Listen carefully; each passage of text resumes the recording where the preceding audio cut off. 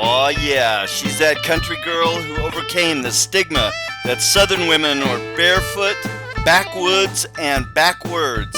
Now she's an articulate voice for conservative values and wisdom in America. Sitting on her front porch, sharing common sense, here's Marnie. Hi, welcome back to my front porch where we talk about common sense principles in America. Over the last several episodes, we have talked about how most of the major problems that we experience in our country have been that we have moved away from the core principles upon which this nation was founded, which was freedom of religion and the U.S. Constitution with all of its checks and balances. The core principles that we find in the Judeo-Christian background and in the U.S. Constitution are pivotal to freedom. We need a moral people, and we need these core checks and balances on our government to keep us in freedom and prevent tyranny. And to the degree which we have eroded and stepped away from our core principles, that is the extent to which we are losing our freedoms and we're creating problems in our society. So as we are in this very pivotal moment in our nation's history, when we have everyone waking up. Now, granted, there are some people who don't care about politics, they don't want to think about it, but there are a lot of people talking about politics, a lot more people talking about political things today than ever before. And that is because we have a unique situation where a president is, people either love him or they hate him or they tolerate him or whatever, but his presence is keeping everyone awake. It is making the people on the other side of the spectrum, the ones who are not pro-American, who are not pro-conservative principles, not pro-Constitution, or who are a little bit maybe somewhere in the middle, or who are like, oh, we need a little bit of socialism, but not a lot. They're against him. He is standing up, and they are against him because of what he stands for, or just because of his personality or whatever. And it's polarizing people. It's making people shift way over to the hardcore socialist end of the perspective. At least the leaders, the politicians are. Whether the people are is another matter, which I don't believe is true.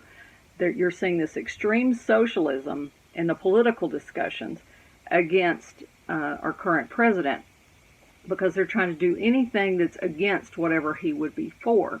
So they've got to go to an extreme to do that. He's the ultra villain in their story, and they've got to be the antithesis of that. But as they move to the antithesis of him, they're losing the American people in the middle who are really not for hardcore socialism. They think that, oh, well, maybe we just need a little bit of socialism, but not a lot. What people are not realizing is socialism is like a cancer. A little bit of cancer is not a good thing. It's going to grow and grow and grow. You've got to get that cancer out, and you better get it out while it's little. The problem is we've got maybe a stage 3 case of cancer right here, of socialism in our country. And dialing it back is going to take some radical moves. And the only people who would be willing to do that are people who are awake. And right now we have people waking up or awake, and they're studying and they're learning things. The problem is everybody's so distracted by all the issues of the day, and we're treating symptoms, like whether it's the immigration problem or the debt problem or poverty or different things. Those are just symptoms of a problem that is rooted in the fact that we have strayed from our core principles. If we can get people back to the core principles, then they will easily see, just like we've done over the last few episodes, we can go back to those core principles of our inspired Constitution. And yes, I do believe it is an inspired Constitution. I believe the God of heaven raised up these men, imperfect as they were, to come together, hash things out in a room, talk about all the different issues, all the things that they had learned from history and from living under tyranny themselves, that would create a system of checks and balances. And that system has given us freedom for about 230 years as a result. And the only reason we have that freedom that everyone covets and wants to come in and be citizens of our nation and embrace that freedom and enjoy it is because those founding fathers did the hard thing. They did the hard thing. They set some core principles in place. And it was easier to do it, frankly, then, because they were dealing with a clean slate. They didn't have people who were dependent on social programs and the government handouts and the government jobs and all these things. We're dealing with a society that is addicted to socialism in the form that we have it now, and they just want more and more entitlement. So the only way that we're going to dial this back is to educate people on the fact that we need to go back to our core principles. The principles are the good things. They're what gave us the freedom that we enjoy. It's the socialism that's causing the problems. So as we dial back, if we could wake enough people up to dial it back, you'd probably have to dial it back kind of slowly, and you'd have to have a long line of people who are awake and aware and educated enough to keep dialing it back. Because governments, as we know, rarely give up power. And the only way they're going to give up power usually is by force. And so if we could wake people up and keep conservative people in there who would dial it back, maybe we could have another 230 years. Maybe your grandchildren, great-grandchildren, third great-grandchildren, fourth great-grandchildren could still be living a free country. As it is now, we are on a runaway train heading toward a cliff. We're heading toward a cliff, and we've got some people in office who are like, hey, this is a runaway train. Let's try to make America great again. Let's go pull it back. Let's pull it back. And they're doing the best they can, given that we have a nation of people who are spoiled to their social programs and who will not take personal responsibility. You keep giving people stuff, they eventually think they're entitled to that stuff. So we've either got to educate our populace to dial it back, and once people understand core principles, these principles that we're talking about here are key. If we could spread these principles, share the Front Porch Sense messages about these core principles and educate people, because once people see, then they understand that all of this stuff everybody's arguing over is really the symptoms of a problem that is rooted and that we have moved away from our core principles. And once you see, you don't usually unsee. You're still pretty awake and understand that, okay, this is not constitutional. If you really understand what's constitutional and not, and you believe the Constitution is the best way to go. I mean, how many countries have taken our Constitution and tried to copy it? A lot. It's what has made people want to come into our country. Why would we go away from that thing that has made us free? Let's go back to it, reinstate those principles that were there, and we're going to have to tighten our belts a little. We're going to have to stand on our own 2 feet. We're going to have to teach people self-reliance and to get away from their victim mentality and their entitlement. And that is our job as parents, as grandparents, to teach this rising generation how to be independent and stand on their own 2 feet and not depend on government. If we can do that, we can keep our freedom. If we lose this window of opportunity and we do not educate people and we don't go back to these core principles, that train, if it's taken back over by the hardcore socialists, which are now openly talking about what they want to do, if they get hold of the train again, we're over the cliff, and we will lose our freedoms.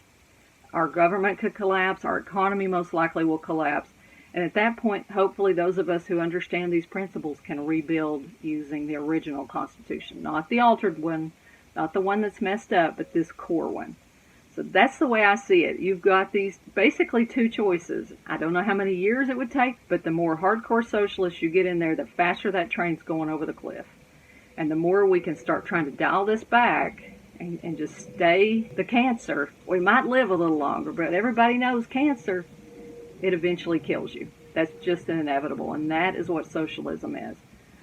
We have to wake people up. Let's use this opportunity. Normally what happens when the leftists, the people have more socialist ideas, are in power, those 8 years that a president stays in power who's more on the socialist end of this perspective, then the conservatives wake up. And they want to get that guy out of there, and they want to get their guy in. And normally what happens when they do get their conservative guy in, they go to sleep again for another 8 years, until then they've got to try to get somebody in again. And by then they're all asleep. And so it swings back over to the more liberal side of it. You see this seesaw between the two.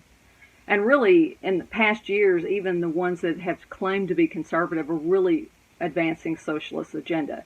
Whether they're Republican or Democrat, they're advancing socialist agendas. What we have right now is somebody who's trying to advance more conservative, pro-American agendas. And because of his personality or whatever it is that people, this litany of labels that they want to assign to this person, they have become anti him to such a degree that they're anti anyone who is for him, and there's created this conflict. It's made the people on this Republican side, or the more conservative side, wake up and stay awake. They are still awake, where normally we would go to sleep right now. We would be going to sleep for another 4 years. But we're not going to do that because they hate our guy so much, or they hate the guy that's on our side of this perspective anyway. Whether you're for him or not, people hate him so bad, you're staying awake.